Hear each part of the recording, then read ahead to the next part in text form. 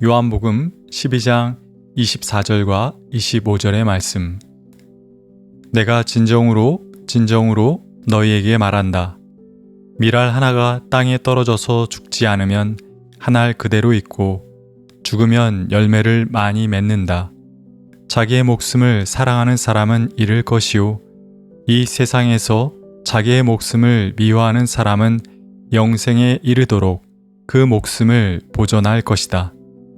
27절 한 절의 말씀을 더 읽겠습니다. 지금 내 마음이 괴로우니 무슨 말을 하여야 할까?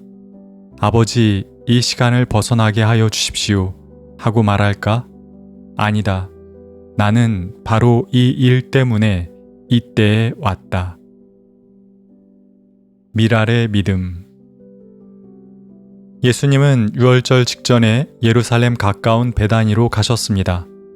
그곳은 예수님께서 죽은 사람 가운데서 살리신 나사로가 사는 곳이었습니다.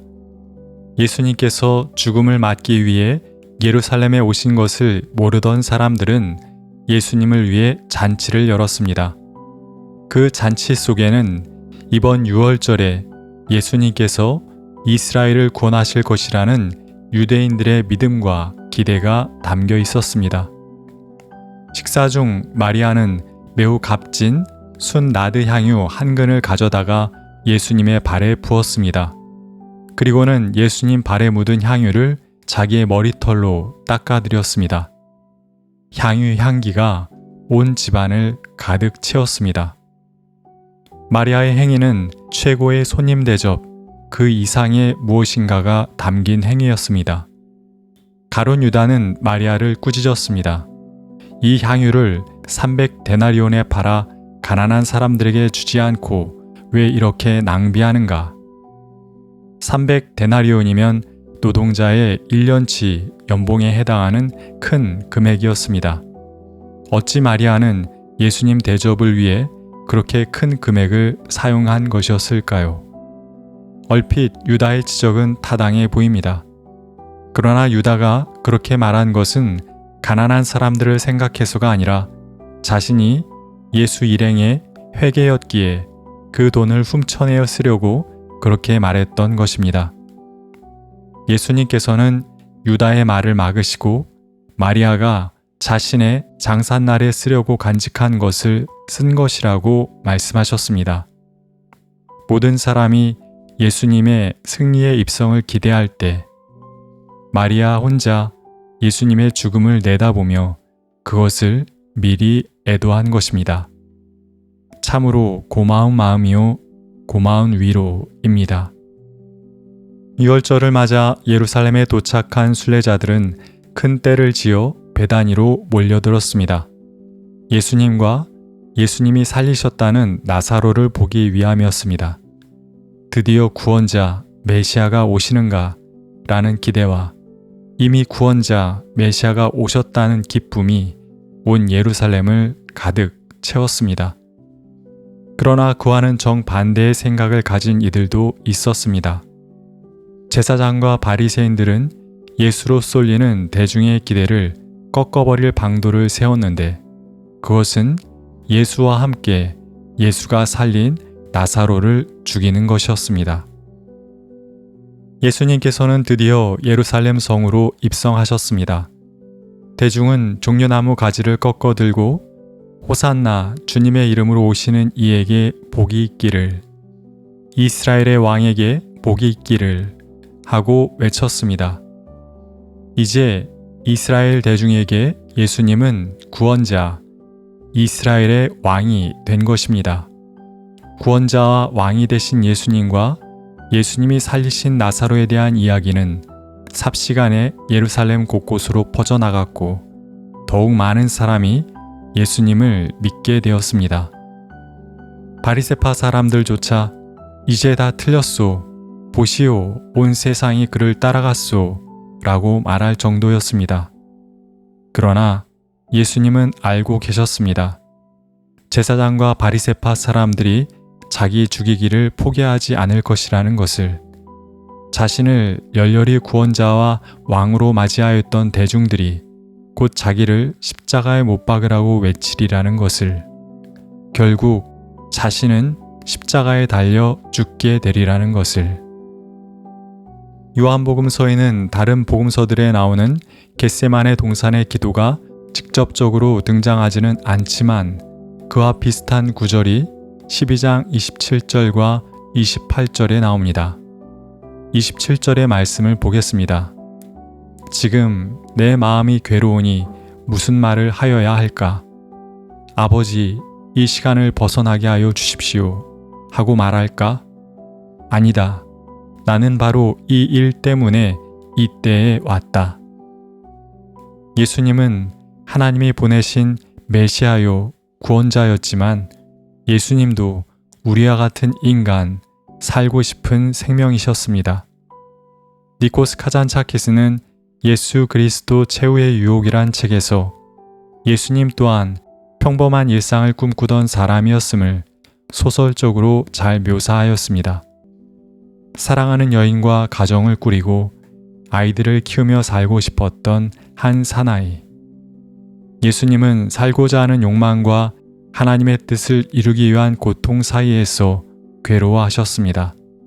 가능하면 그 고통에서 벗어나고 싶으셨습니다. 수많은 고민 끝에 예수님께서 이르신 결론은 이것이었습니다. 아니다. 나는 바로 이 일 때문에 이때에 왔다. 예수님은 욕망이 아니라 하나님의 뜻을 선택하셨습니다.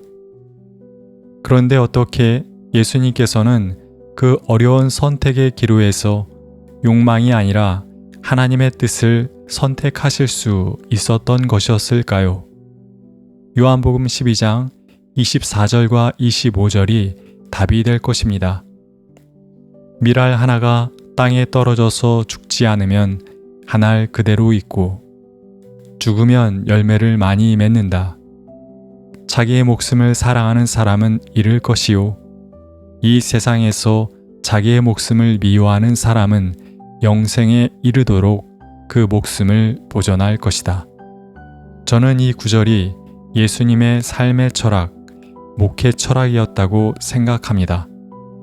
예수님은 평생 그 마음을 가지고 사셨습니다. 죽어야 열매를 맺을 수 있음을 믿고 자기의 목숨을 미워해야 영생에 이를 수 있음을 믿는 믿음. 밀알 하나의 믿음. 그 믿음이 예수님의 믿음이었던 것입니다. 그리고 그 믿음이 예수님으로 하여금 욕망이 아니라 하나님의 뜻을 선택하게 한 것입니다. 오늘의 본문인 요한복음 12장에는 두 그룹이 대조적인 모습을 보이고 있습니다. 하나의 그룹은 예수님과 마리아입니다.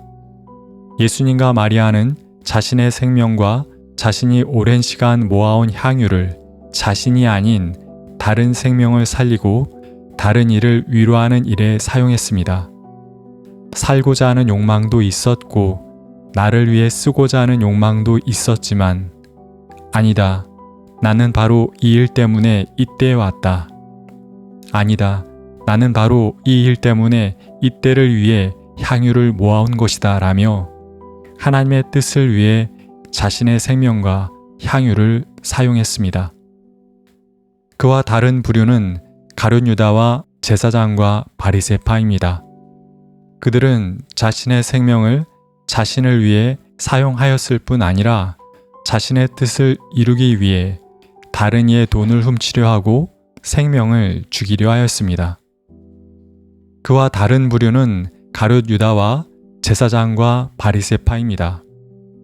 그들은 자신의 생명을 자신을 위해 사용하였을 뿐 아니라 자신의 뜻을 이루기 위해 다른 이의 돈을 훔치려 하고 생명을 죽이려 했습니다. 그들은 자신이 욕심을 선택하는 것인지 하나님의 뜻을 선택하는 것인지 깊이 고민하지도 않은 채 그렇다, 지금이 바로 기회다 라며 돈을 챙기려 하고 죄 없는 이들을 죽이려 했습니다. 예수님과 마리아에게는 밀알의 믿음이 있었지만 유다와 제사장과 바리새인들에게는 그 밀알의 믿음이 없었던 것입니다. 견리사의 견의 수명. 이는 논어에 나오는 말로 이익을 보면 의로움을 생각하고 위태로운 상황을 만나면 목숨을 바치라는 뜻입니다. 우리나라 사람들은 견리사의 견이수명 하면 공자보다는 안중근 의사를 떠올립니다. 그것은 안중근 의사가 유목으로 남긴 글이기 때문이며 그 글이 안중근 의사의 삶과 일치하는 글이기 때문입니다. 견리사의 견이수명, 그것이 바로 미랄의 믿음인 것입니다. 그러나 보통 사람들은 견리사의 견이수명이 잘 되지 않습니다. 견리기의, 이득을 보면 의를 버리고 견위위명, 위태로운 상황을 만나면 자기의 목숨을 지키기에 급급합니다. 슬프지만 그것이 인간의 생리이자 본성입니다. 그러나 분명한 것은 누군가 견리사의 견이수명이라는 미랄의 믿음을 가지고 살아간다면 그를 통해서 의로움이, 하나님의 뜻이 널리 퍼져나간다는 것입니다. 우리 푸른 언덕의 사람들이 그러한 미랄 한 알의 믿음을 가지고 살아가는 이들이 되면 좋겠습니다. 하나님, 우리들에게도 미랄 한 알의 믿음을 주십시오. 생명을 품고 죽으면 하나님께서 많은 열매를 맺게 하신다는 믿음을 품고 살고 죽게 해 주십시오. 욕망과 이득 앞에 설 때마다 아니다, 나는 바로 이 일 때문에 이때에 왔다 소리치며 욕망과 이득이 아니라 하나님의 뜻과 많은 이에게 유익을 끼치는 길을 선택하게 하옵소서. 아멘.